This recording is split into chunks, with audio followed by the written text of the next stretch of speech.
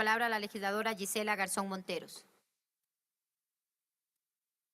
Gracias, presidenta. Un saludo a todas y a todos. Hemos remitido por Secretaría Presidenta una presentación que le pido su autorización para que se pueda Autorizado. exponer. Por favor, TICS, proceder.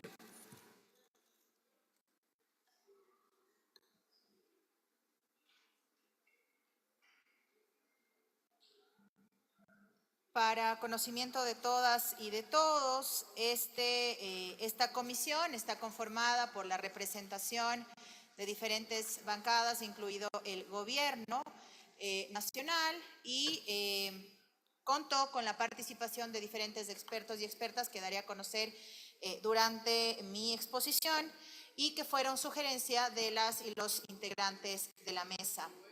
Me parece igual importante decirlo. Han utilizado este tema en los últimos días como una propuesta incluso para criticarle a la Asamblea Nacional, pero incluso cuando se estaban leyendo las resoluciones del informe no prestaban atención. Los mismos que salen a los medios, haré uso del epíteto del presidente, a pegar de alaridos, a decir que esta Asamblea está en contra de la seguridad, y que tampoco están prestando atención ahora y que dudo mucho que hayan leído el contenido de este informe que supera las 100 páginas. En todo caso, este no es un tema menor, porque se trata de un elemento constitutivo del Estado. Y al tratarse de eso, su importancia y su preponderancia también tiene que ver con otras leyes que forman parte de nuestra normativa. Así es que, insisto, no es un tema menor, más para quienes regresan a la legislatura y tendrán que tomar una decisión, no solo en este tema, sino en otros que concatenan con este. No sé si el equipo técnico tiene la presentación. ¿Sí? Esperamos un momento. Gracias.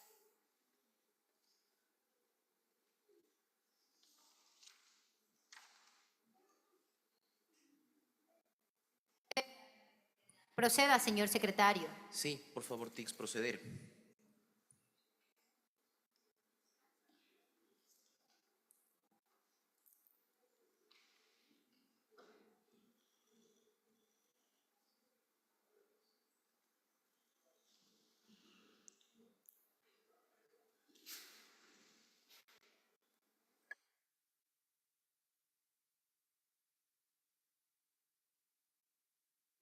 Muchas gracias.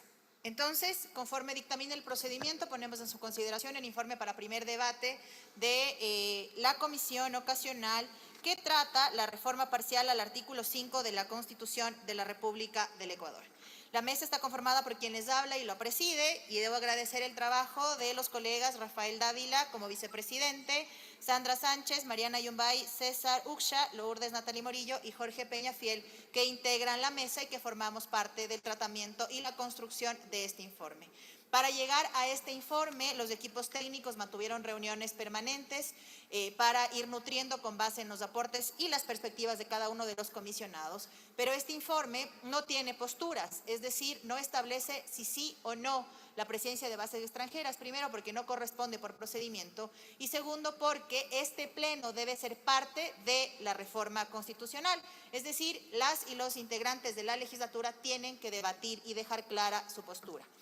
Así es que les invito y las invito a que lo hagan para que nosotros tengamos una perspectiva también de cara a trabajo del segundo debate. A modo de cronología, el 16 de septiembre, el presidente de la República presenta una solicitud de reforma parcial al artículo 5 de la Constitución de la República ante la Corte Constitucional. En el tiempo que se trataba esta reforma, presentó otra más que pretendía excluir a los privados de la libertad de un grupo vulnerable o prioritario. Y la respuesta de la Corte a ese pedido fue que se deje de hacer pedidos a las reformas de la Constitución como un mecanismo político, como un uso político. Así es que eso también fue importante conocerlo nosotros, ese dictamen, dentro del tratamiento de para que pueda considerarse como eso, como una reforma constitucional que no tiene que ser entendida a la ligera y mucho menos con un cálculo político electoral. El 3 de octubre, la Corte Constitucional, mediante dictamen 524 RC24, decide declarar el procedimiento de reforma parcial y establece el procedimiento en el artículo 442 de la Constitución, diciéndonos que es apto para la modificación planteada por el presidente de la República y, por lo tanto, que debe darse un control de parte de la Asamblea. El 17 de octubre se remite esto a la Asamblea Nacional y el 27 de octubre se notifica al Pleno del proyecto de reforma parcial remitido por el presidente de la República. El 30 de octubre, el Pleno de la Asamblea Nacional, en sesión 977, conoció la resolución del CAL previamente referida respecto a la creación de una comisión ocasional, y el 3 de noviembre, la Comisión Ocasional de la Reforma a la Constitución se instala de conformidad con lo expuesto en los artículos 9, 73, 24, 26, 27.1 y 110 de la Ley Orgánica de la Función Legislativa, así como los artículos 4, 16 y 22 del Reglamento de las Comisiones Especializadas Permanentes y Ocasionales. En el marco de esta sesión se conformó la mesa con presidencia y vicepresidencia y se puso en consideración un primer cronograma, que luego se aprobó en una siguiente sesión para abocar conocimiento y para poder empezar con el tratamiento conforme establece el artículo 73 de la Ley Orgánica de la Función Legislativa, que además dictamina los plazos. El 27 de diciembre, en la sesión ordinaria de la comisión, 39 días después de instalarnos y empezar el tratamiento del cronograma, presentamos ante la presidencia el informe para primer debate del proyecto de ley de reforma parcial a la Constitución. Es decir, la mesa no se demoró a propósito, la mesa no retrasó los tiempos, la mesa no hizo a propósito una demora en lo absoluto. Teníamos 60 días para presentar el informe para primer debate, lo hicimos en 39 días y se puso en conocimiento de la presidencia el 29 de diciembre, exactamente luego de recoger las firmas de todos los integrantes. Para que quede claro, porque parecería que no a ratos, nuestro ordenamiento jurídico reconoce 3 niveles de reforma al texto constitucional: la enmienda, la reforma y la asamblea constituyente. La enmienda, que significa que se respete el espíritu del constituyente al proponer cambios no significativos al texto constitucional; la reforma, que lleva a cabo modificaciones a la estructura, que es el caso de la Constitución, y que por lo tanto, al abordar elementos constitutivos, decantará en una consulta a la ciudadanía, si es que esta asamblea lo aprueba, pues de una asamblea constituyente que sale de este procedimiento, ¿no es cierto? El informe que tienen ustedes, que fue enviado en la convocatoria, consta de 16 ítems, de 16 partes: objeto, antecedentes, plazo para el tratamiento del proceso de la reforma, sesiones ordinarias, comparecencias, comisiones generales, participación de ciudadanos y colectivos. En esto en particular era obligatorio en el tramo del primer debate, no era opcional, así dice el procedimiento. La base legal para el tratamiento del mismo: participación ciudadana, declaración de reserva de las sesiones. La única sesión, la última parte de la primera sesión que recibió comparecencias fue declarada en reserva. Comparecencias del Frente de Seguridad, expertos, conclusiones, recomendaciones y lo que incluye el procedimiento parlamentario. Las conclusiones bien las leyó el señor secretario, y a esto me haré referencia en la parte final. En este momento quisiera poner a su consideración parte de las intervenciones que tuvimos en la comisión. Como es de conocimiento y parte del procedimiento parlamentario, en primera instancia nos correspondía convocar al proponente, en este caso el presidente de la República. Él no estuvo, delegó al secretario jurídico de la presidencia, así es que le pido, por favor, presidenta, nos autorice a través de TICS se reproduzca el primer video.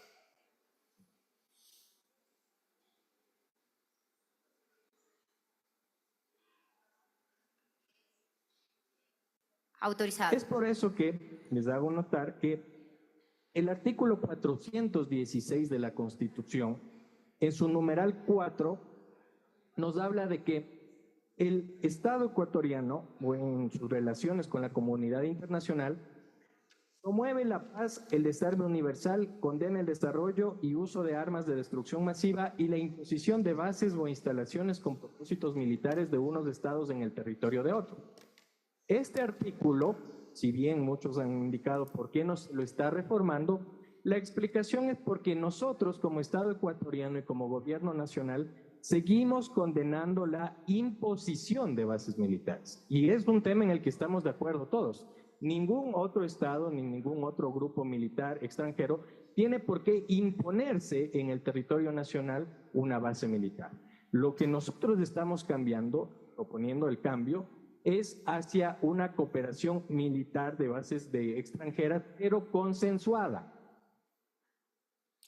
Esa fue parte de la intervención del secretario jurídico de la presidencia, que estuvo en la comisión que presido.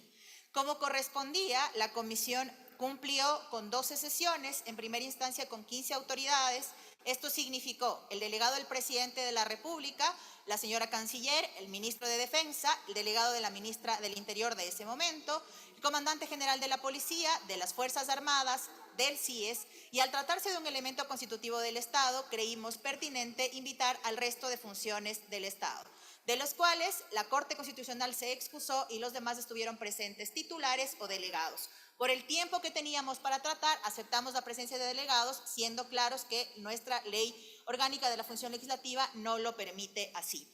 De estas sesiones, de los 15 autoridades o funcionarios del Estado, se declaró en reserva la del comandante de las Fuerzas Armadas y la del delegado, director del Centro de Inteligencia Estratégica, al tratarse de temas concernientes a la seguridad. Les pido, por favor, reproducir el siguiente video. Proceda.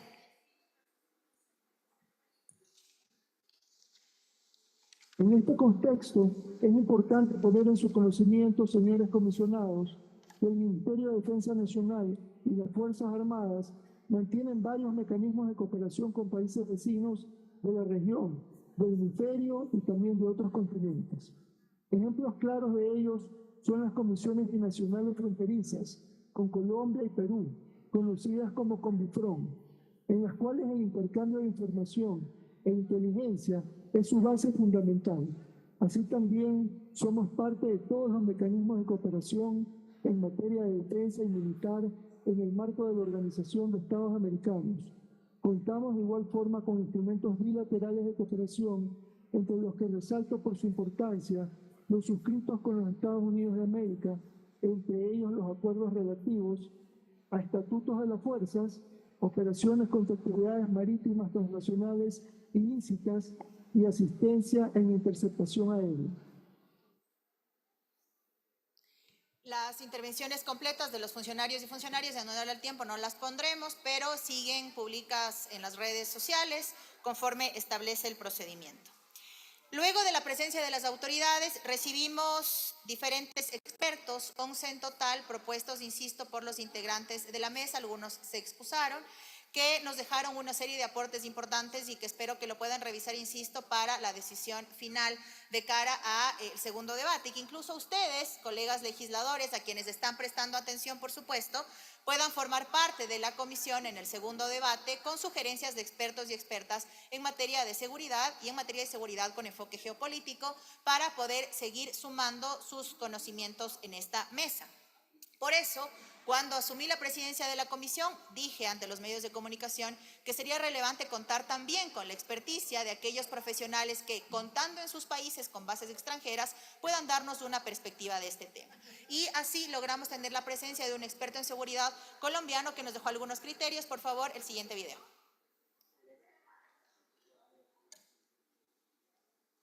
Autorizado.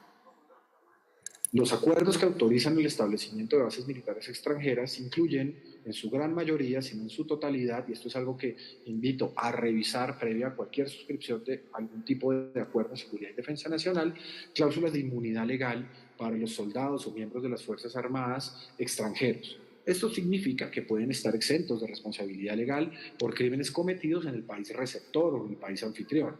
Casos emblemáticos está el caso de Okinawa en Japón, el caso de Filipinas, el caso de las bases en el sudeste asiático, o inclusive casos como en Colombia, que durante algunos de los ejercicios militares que se han desarrollado en el país, al no tener algún tipo de relación sus acciones con violaciones claras y flagrantes en VIH y DIH, entran en un escenario de inmunidad legal, ya que hay una opacidad frente a si sus acciones se dieron en el marco de la prestación del servicio de colaboración y cooperación o si se dan por fuera del mismo. Aquí, al no existir una definición jurídica clara y estar en el marco de un tratado internacional, regularmente las cláusulas de inmunidad legal hacen parte de los acuerdos de establecimiento de bases militares extranjeras. Y recibimos a su vez, conforme, insisto, manda el procedimiento, a representantes de organizaciones de la sociedad civil.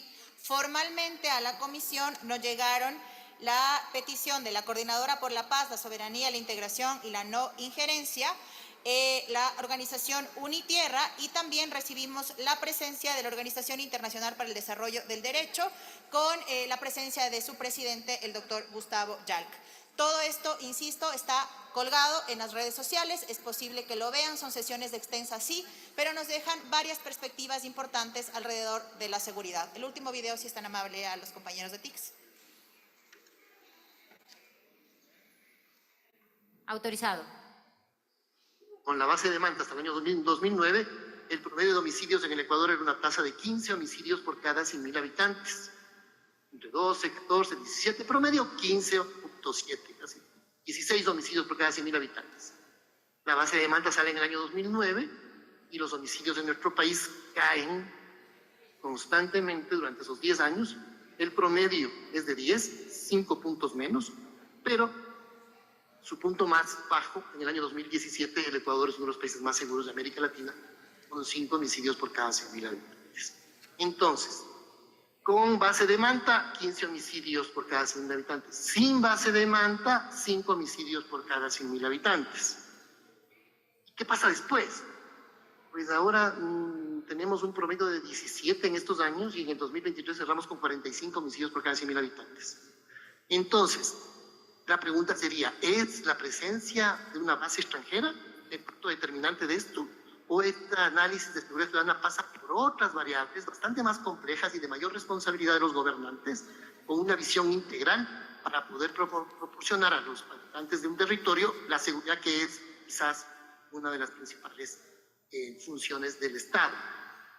Aquí tenemos con base de Manta, sin base de Manta, yo diría es lo que tenemos que ver sin Estado. El problema no es tanto tener una base, el problema es tener Estado. El problema no es sin base, el problema es sin Estado. Y eso es la reflexión profunda.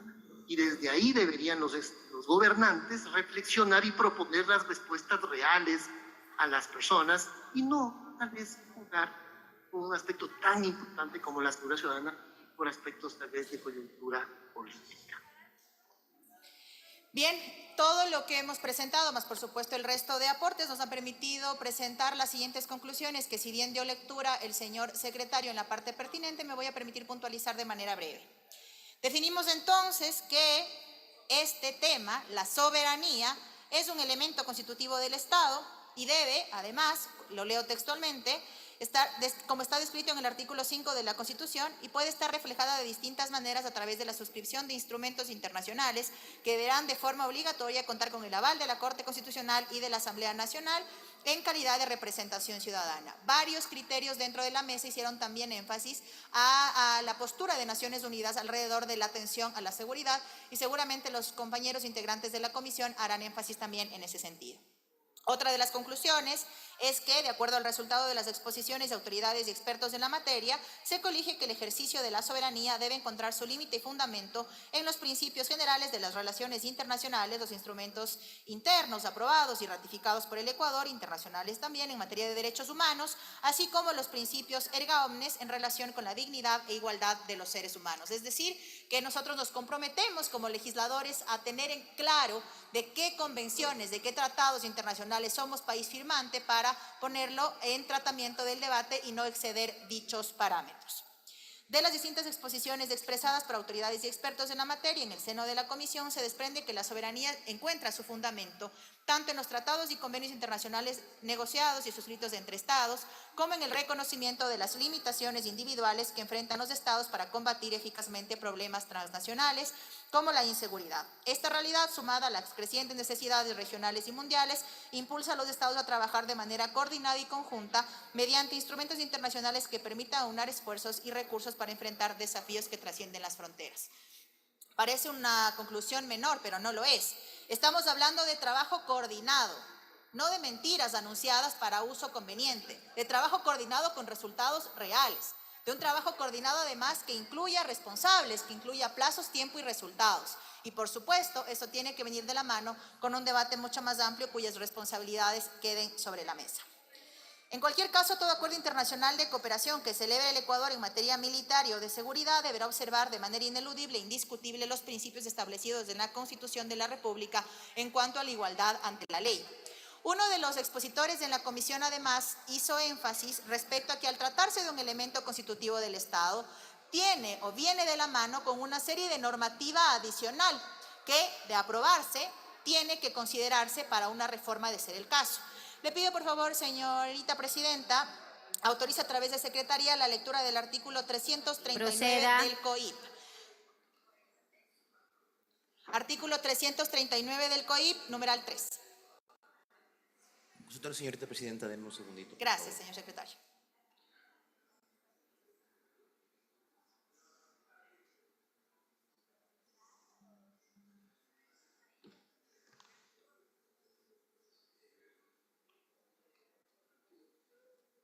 Proceda, señor secretario. Sí, un segundito, señorita presidenta.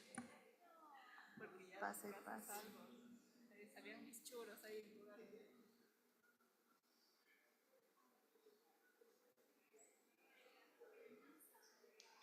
Ya.